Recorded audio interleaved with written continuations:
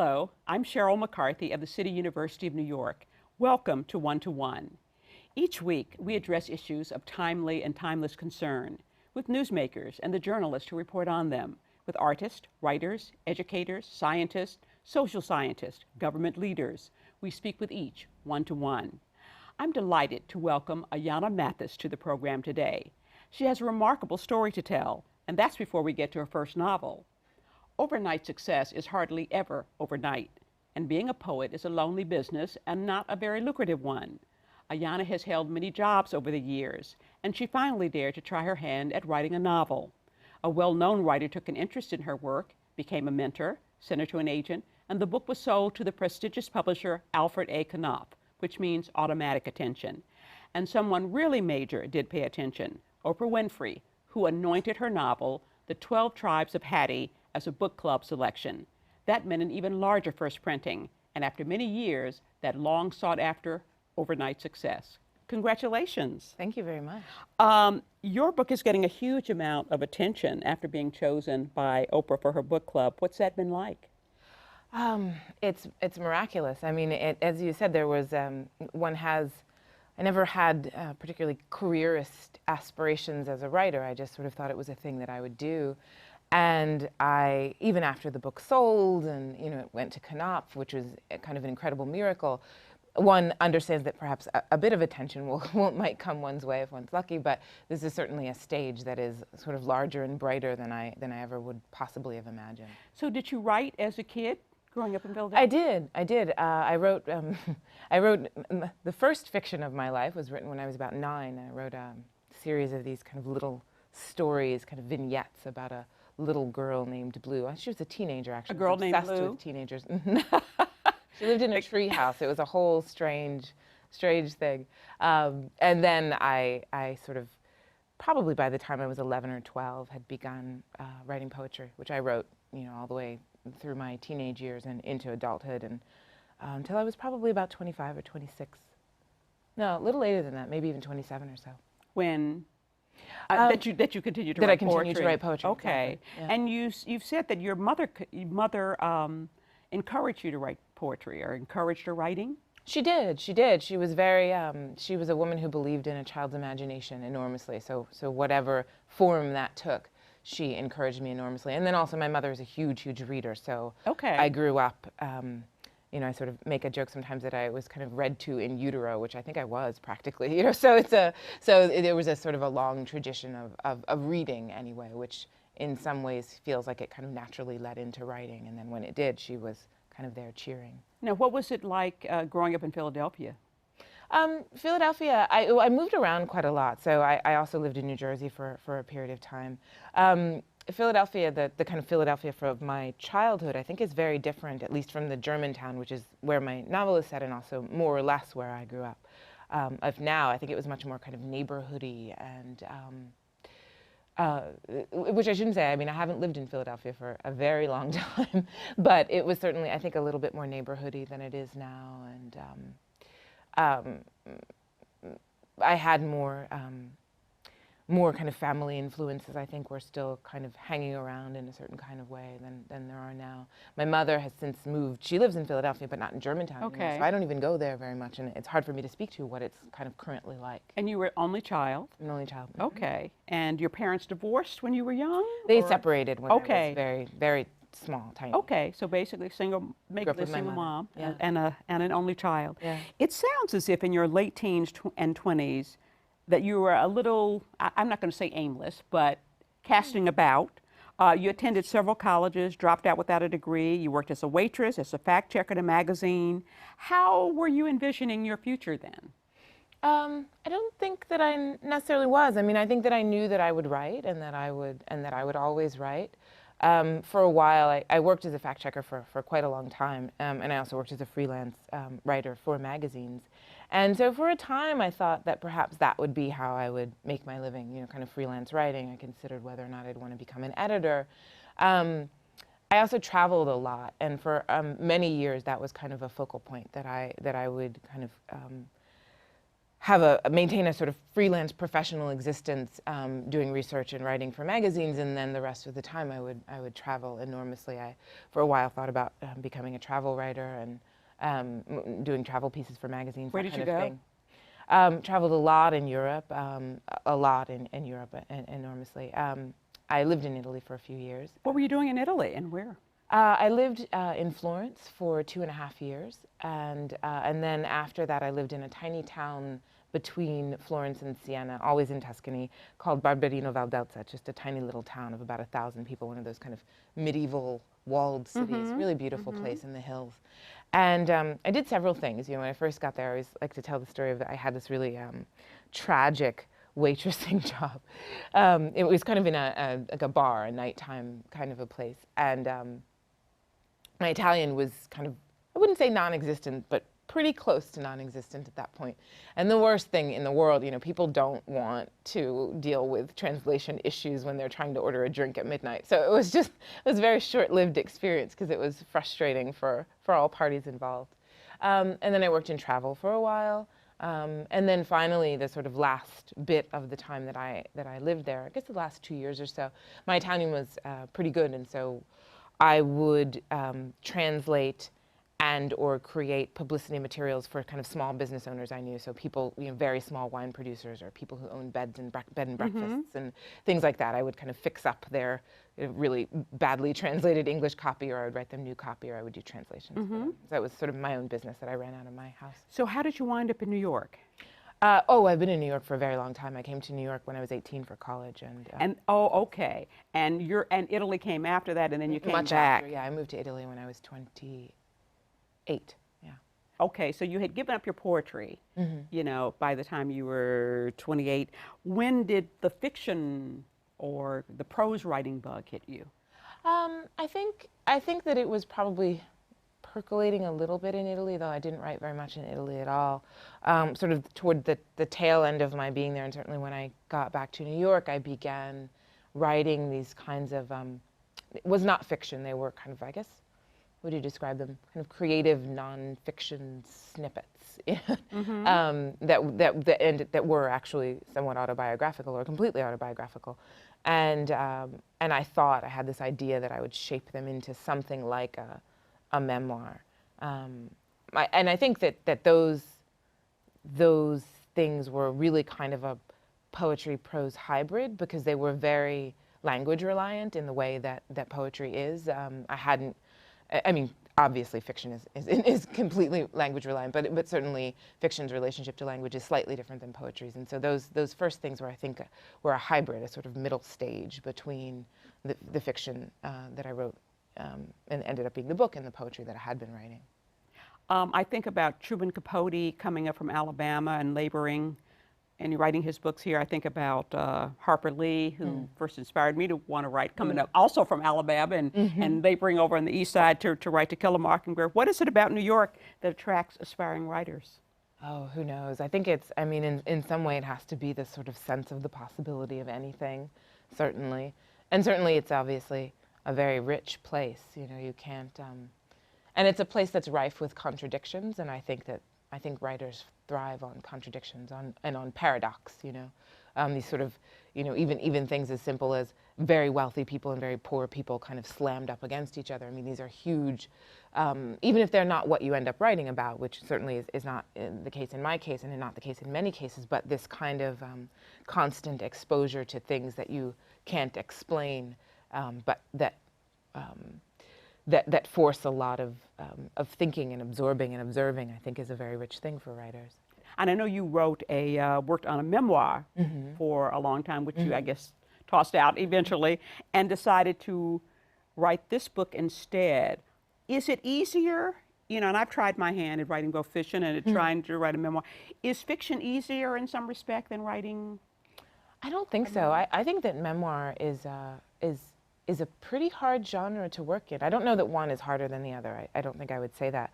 Certainly, however, memoir that is good requires an enormous amount of of complexity. It requires sort of eschewing easy redemption and all the things I think that not so good memoirs do.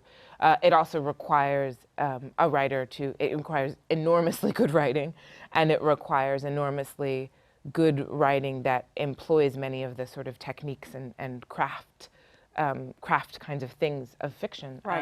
Right. I wouldn't say one is easier than the other. I would say that for me, memoir doesn't work simply because what I discovered was that if I feel that I am overly wedded to a set of facts, it is stymieing. It doesn't work for me. It seems to sort of shut my imagination down in many ways, and it doesn't. And the writing that results is stiff and fixed and not moving and doesn't have enough depth. Where did the story of Hattie Shepherd and her children and grandchildren come from? What was the genesis of that? I think in many ways, Hattie is sort of very loosely inspired by my own grandmother. She's not my own grandmother at all. Hattie is much more angry and difficult than my own grandmother was. But certainly my own grandmother came from the South to the North in the very early part of the 20th century, and she had a lot of children, not this many children, but she had a lot of children. And she was is sort of an enigmatic figure to me. She was a very quiet woman, a very reserved woman. And I suppose in many ways I kind of wondered what was happening under there. Mm-hmm. What was her name? Her name is Lucille. Okay. Now, you wrote the book while attending the Iowa Writers' Workshop. You had gone from, before you had been in writers' workshops in New York City. Mm-hmm. And how did you get from there to Iowa? I was taking a class in this kind of memoirish phase. I started to take a class that Jackson Taylor offers. He's an incredible teacher and also an incredible writer. He was at the New School for many years, but aside from his completely separate from his affiliation with the New School, he would do a kind of private writing class, and the news about it was generally spread from word of mouth. And a friend of mine was taking this class. And I had been, sort of, as I said, kind of struggling along with this memoirish thing. And so I decided to take the class. And I think it was in there that the idea of fiction began to sort of present itself as a more viable option, very slowly. Certainly not necessarily a conscious thing. I kind of struggled along with my memoir for a while. I took Jackson's class on and off for, I guess, about 1.5 years, almost 2 years. It ran in cycles. Right. And I met a very dear friend, Justin Torres, who's also a writer, who was writing fiction. And I think just a sort of confluence of events and of timing and of what I was being exposed to at that moment sort of pushed me in the fiction direction. We're going to take a short break right now, and then we'll be back after the following message. Ma, guess what? I went back to college. No, I didn't quit my job. I'm finishing my degree with a CUNY online bachelor's in business. I interact online with real City University of New York faculty on a schedule that fits my busy life. Ma, you should look who's teaching at CUNY. And it all leads to a high-quality Bachelor of Science degree in business. I can attend class anywhere, anytime. Yes, Mom, even at your house Friday night for dinner. The CUNY Online Baccalaureate. Get back to business.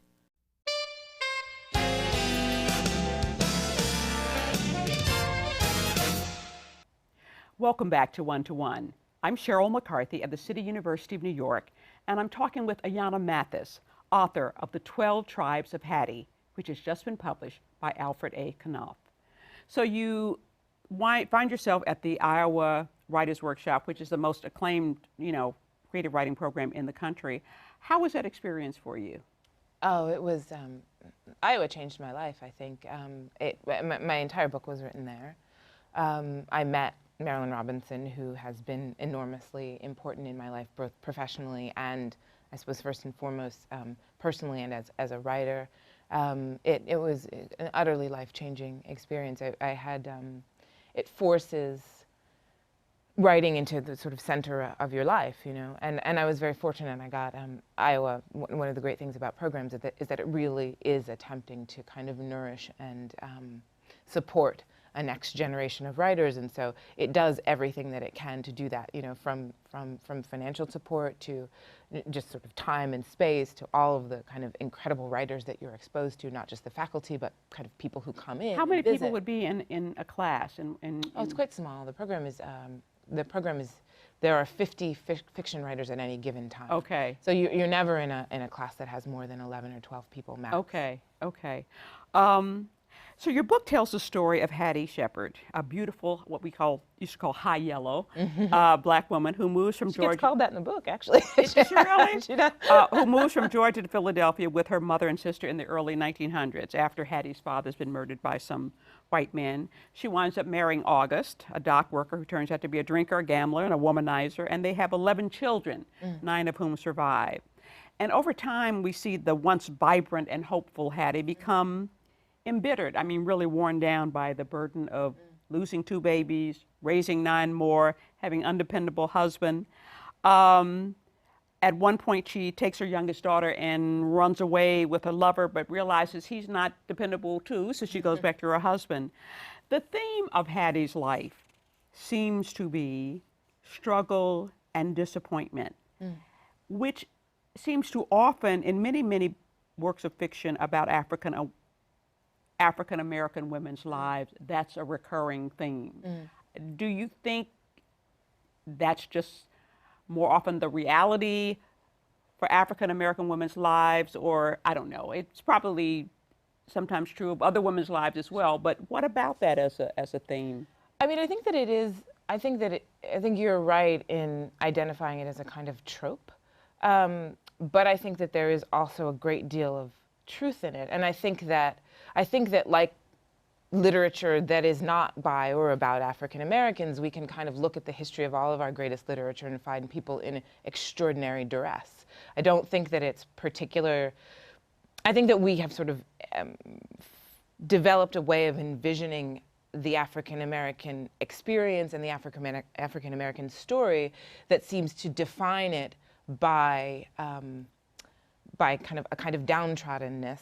And I think certainly that Hattie's life is incredibly difficult and the lives of her children are incredibly difficult, but I don't think that this is a book about difficulties. You know, I don't think that this book is a blues song at all. I think that she encounters many, many difficult things, and her children do as well, but I think that that's comparable to the kinds of difficulties that people encounter in literature in general. In general. Hattie's survived, and she loses her twins, her firstborn children, to, is it pneumonia that kills them?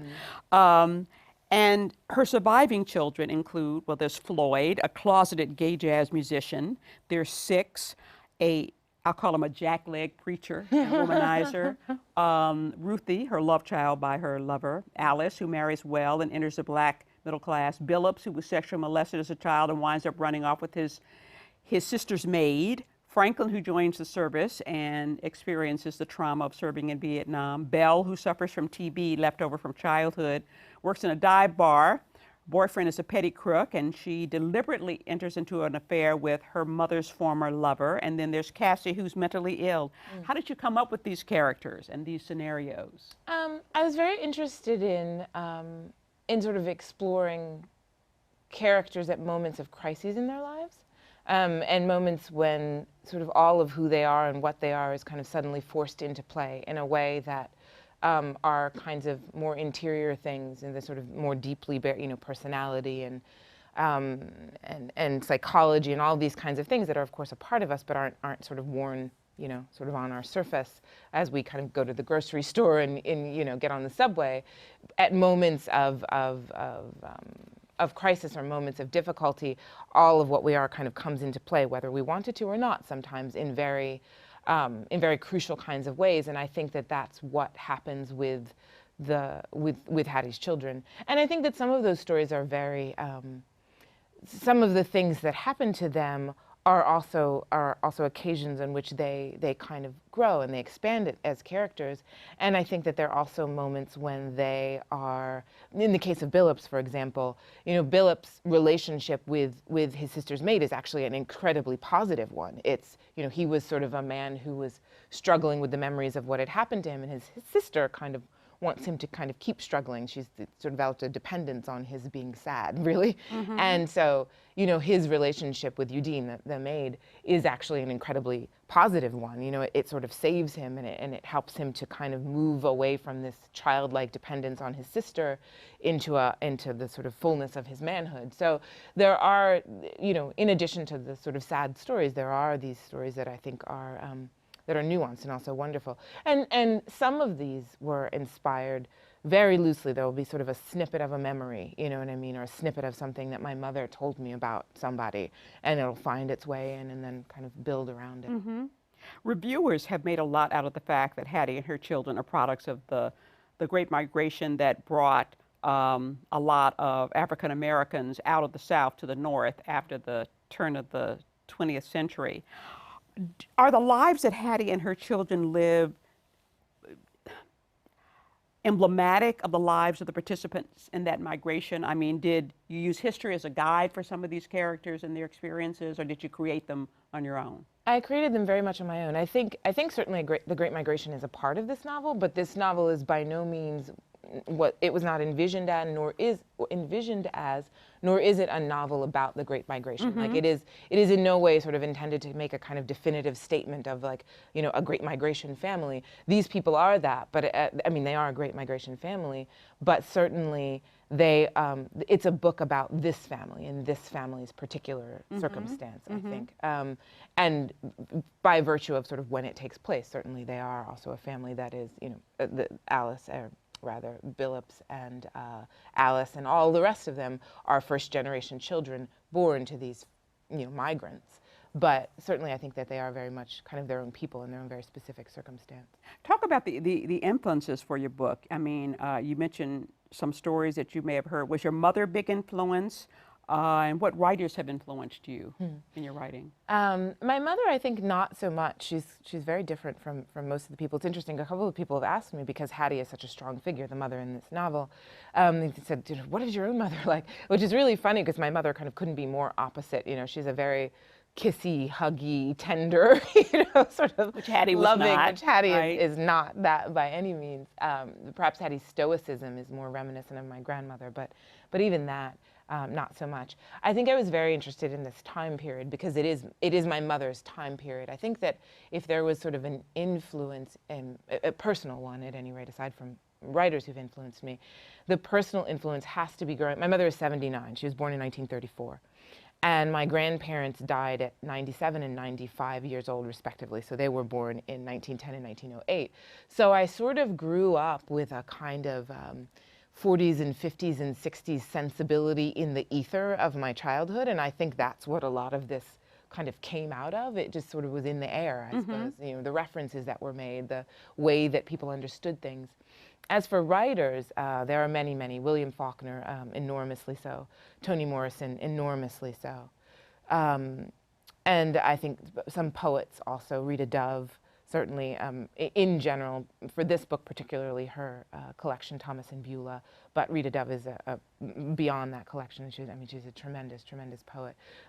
Yusef Koumenaka, Mark Doty, a lot of poetry, I think, influences me a great deal because of aspiring writers of all ages are always looking for advice about how they can write their books, well, certainly publish them, but I mean, just get them written to begin with, get their books published. What advice, what's the most helpful advice that you feel you could offer them from your own experience? I think there are two things. The first is, which is going to sound sort of funny coming from me, but I think you can't think too much about publication, and I don't think you can think too much about career, because when you begin thinking about those things too much, at some point you'll have to, right? If your first novel gets published, then it becomes kind of your career. So you have to think about those things. I think you probably also have to find a way to shut those things out.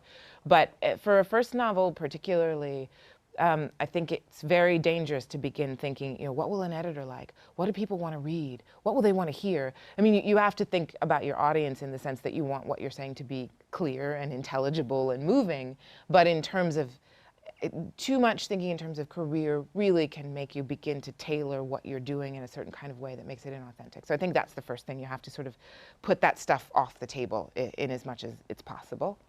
And I think that the second thing for me is I really do write primarily from character. I believe deeply in kind of the primacy of character. So it's always, you know, get your characters. You know, get your and what characters. does that mean? What does that mean? The primacy of character? Mm-hmm. It means that that more than, you know, sort of social issues or social agendas or even thematic concerns, I think that good writing for me, and in my experience in the writing that I love best, begins and is generated from the creation of characters.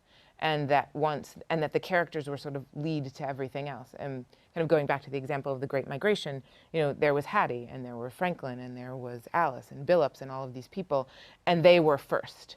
Whatever circumstance they were in, which happened to be, you know, in Philadelphia in these years at this time, then the rest of it came out of them. But I couldn't have started with the Great Migration, because then it would have felt very much in a certain way to me as though I were writing a kind of a manifesto or something else other than a novel. And I think that that's what I mean by kind of character first. Okay, okay. Well, I'm thrilled by your success, and I wish you more, and I'm sure that our readers are going to look, well, I hope they're going to read your book if they haven't already, and I'm sure they'll look forward to reading your next book. Thank you so much. It was a pleasure to be here. We're out of time. I want to thank Ayana Mathis for joining me. The 12 Tribes of Hattie has just been published by Alfred A. Knopf for the City University of New York and One to One. I'm Sheryl McCarthy.